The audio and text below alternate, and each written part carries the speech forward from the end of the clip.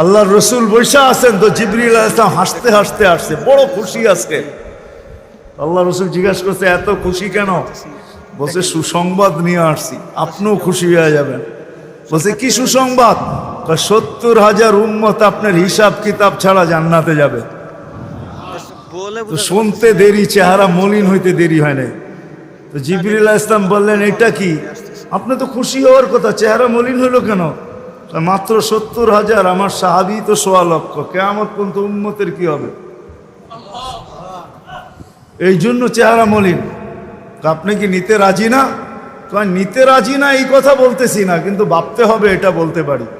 Viva দেখি নিব কি নিব না। তো পাশে ওমর রাদিয়াল্লাহু তাআলা আনহু বসা।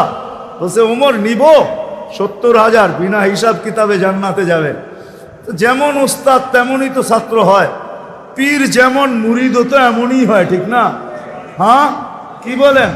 সঙ্গী ভালো হলে আমিও ভালো হব, এটাই তো সত্য। নাহলে কোরআন কেন বলবে কুনু মা সাদিকিন? নেককারদের সাথে চলো, তুমিও নেক হয়ে যাবা, তুমিও নেক হয়ে যাবা। ভালোর লোকে চলো, ভালো হয়ে যাবা। প্রবাদ বাক্য এটাই সত্য। সৎ সঙ্গে স্বর্গবাস, অসৎ সঙ্গে স্বর্গ।